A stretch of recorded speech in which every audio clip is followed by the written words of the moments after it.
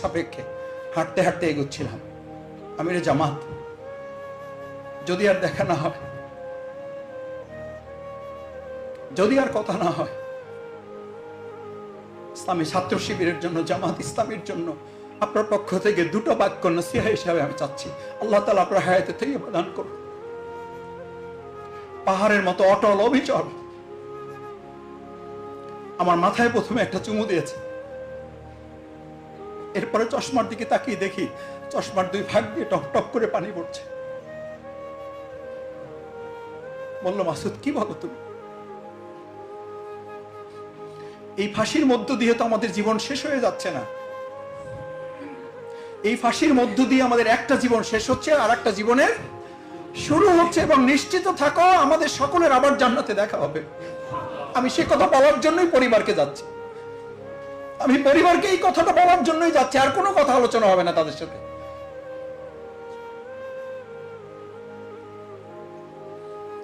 শহীদ আব্দুল কাদের মোল্লা ভাই দেখতে শুনতে একটু ছোট, হাঁটতে পারেন জোরে। এত জোরে হেঁটেছেন, এত জোরে হেঁটেছেন যে জেলার সুপাররা পিছন থেকে ডেকেছেন যে স্যার একটু আস্তে হাঁটেন, স্যার একটু আস্তে হাঁটেন।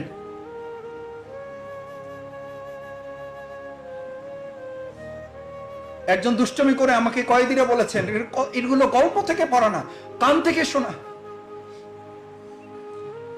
যে কয়েদি কাজে সম্পৃক্ত ছিলেন তিনি বলেছেন যে মাসুদ ভাই উনি এমন ভাবে হাঁটতে ছিলেন যেন উনি কোনো বিয়ে খেতে যাচ্ছেন, কোনো একটা অ্যারেঞ্জমেন্টের জন্য যাচ্ছেন। স্যাররা ডাকতে বাধ্য হয়েছেন, স্যার একটু আস্তে হাঁটেন। উনি পিছনের দিকে মুখ না ঘুরিয়ে সামনের দিকে তাকিয়ে বলেছিলেন, যেটার জন্য 26টা বছর লড়াই করেছি, এখানে যেতে যত দেরি করবো তত আমার লস, আমি যত দ্রুত যেতে পারবো তত আমার রবের সাথে সাক্ষাৎ হবে। এগ্রিমেন্ট, এটা চুক্তি, এটা বায়াত। এটা কোনো ইচ্ছা অনিচ্ছার ব্যাপার না, এটা কোনো পছন্দ অপছন্দের ব্যাপার না, এটা শখের ব্যাপার না, এটা জামাত ইসলামের কোনো কাজ নয়, এটা জামাত ইসলামের কোনো আলাদা প্রজেক্ট নয়। এটা আপনার ঈমান, এটা আপনার ঈমানের দাবি, এটাই আপনার ঈমানিয়াত।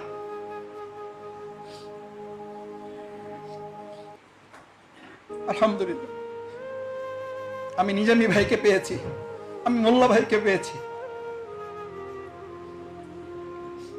আমি মীর কাসিম আলী ভাইকে পেয়েছি, আমি কামরুজ্জামান ভাইকে আমার নিজের চোখে যেতে দেখেছি। কাশিমপুর হাই সিকিউরিটি থেকে তাকে আরেকটা জেলে নেওয়া হচ্ছে ফাঁসি কার্যকর করার জন্য। আমি দিলর ভাই দাঁড়িয়ে আছে হসপিটালের সামনে তাকে একটা সালাম দেওয়ার জন্য, দূরে, অনেক দূর থেকে। এখনো সেখানকার জেলার সহকারী জেল সুপার যারা ছিলেন তারা আমাদেরকে বলতেন যে মাসুদ ভাই আপনারা সালাম দিয়েছিলেন, ওনার কানে পৌঁছেছে। আমরা অনেকে বলেছিলাম যে স্যার দুজন আপনাকে সালাম দিয়েছে, আপনি যদি একটু তাকায় ওদেরকে সালামের জবাব দিতে পারেন। কামরুজ্জামান ভাই চোখটা সামনে রেখে মাথাটা না ঘুরিয়ে জেলার সুপার ডাক্তার তাদেরকে বলেছিল, ইসলামী আন্দোলনের কর্মীরা কখনো ফাঁসির মঞ্চে যেতে পিছনের দিকে তাকায় না। মাসুদ দিলরকে বলে দিও যদি আমার সাথে দুনিয়ার সাক্ষাৎ না হয় ওদেরকে জানিয়ে দিয়েন আপনারা যে ওদের সাথে জান্নাতুল ফেরদাউসে দেখা হবে।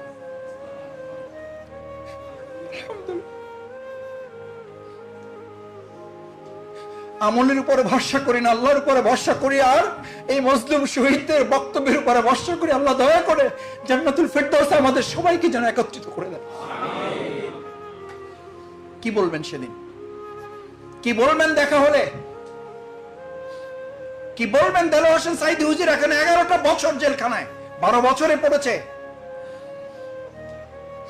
রিমান্ডের জন্য যখন প্রথম ওনাকে অ্যারেস্টের পর রিমান্ড, প্রশাসনে যারা দায়িত্বে ছিলেন দিনের পর দিন ওনাকে থানা গারদে, ডিবির গারদে রাখা হচ্ছে। একজন শুধু আমাকে বললেন যে ভাই যদি সুযোগ থাকে আজকে জুমার নামাজ আমি এক জায়গায় পড়বো, আপনি পড়তে আসবেন, ওখানে পড়তে আসলে সাথে 2টা জানামাজ নিয়ে আসবেন। ওনার চুক্তি বাস্তবায়ন করতে এত কষ্ট করছেন আপনি, আমি কি করছি? 2টা জানামাজ নিয়ে আসবেন। আমি বললাম 2টা কেন? বলে যে আসেন তারপরে বলবো। 2টা জানামাজ নিয়ে মসজিদে নামাজ পড়েছি। লোকেরা আমার দিকে তাকাচ্ছে, আমি মানুষ, একজন জানামাজ 2টো, আরেকজনকে আমি দিলাম। যে ভাই আপনি এটাতে পড়েন। নামাজ শেষ করেছি, উনি আমাকে একটা গাড়িতে তুললো। গাড়িতে তোলার পর আমাকে বুকে জড়িয়ে ধরে চোখে পানি ছেড়ে দিয়ে বললো, মাসুদ ভাই, সাইদ হুজুরে ডিউটি করে মাঝে মধ্যে যখন দেখি মাথার নিচে দুটো হাত দিয়ে শুয়ে আছে, ফুলের উপরে মাথায় হাত দিয়ে যখন রাতের পর রাত পার করছেন এপাশ ওপাশ করে, তখন মনে হয় কলেজাটা ছিঁড়ে যায়। ইচ্ছা করে বাসা থেকে বালিশটা নিয়ে এসে দেই, পারবো না। জায়নামাজ দুটো দেন, দুটো জায়নামাজ নামাজের উসিলা করে দেবো, হুজুরকে বলবো হুজুর নামাজ শেষ করে জায়নামাজ দুটো একটু মাথার নিচে দিয়ে ঘুমাবে।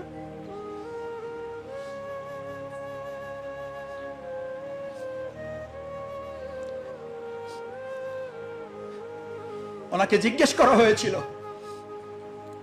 ওনাকেও জিজ্ঞেস করা হয়েছিল এই আন্দোলন ব্যতিরেকে আপনি অন্য যা কিছু করেন সেই আন্দোলনের আপনাকে আমির বানিয়ে দেওয়া হবে, সভাপতি বানিয়ে দেওয়া হবে, আমির বানিয়ে দেওয়া হবে, সভাপতি বানিয়ে দেওয়া হবে। আপনি আরেকটা পার্টি খোলেন, আর আপনাকে সবকিছু দিয়ে আমরা সহযোগিতা করব। আলহামদুলিল্লাহ, এই বায়াতি জিন্দেগিকে সামনে রেখে, শপথের অঙ্গীকারকে সামনে রেখে উনি বলেছিলেন, আমি তো এই আন্দোলনের কর্মী হওয়ার জন্য এসেছি, আমির হওয়ার জন্য আসিনি, কারণ এটা আমার বায়াতের হক, এটা আমার শপথের হক।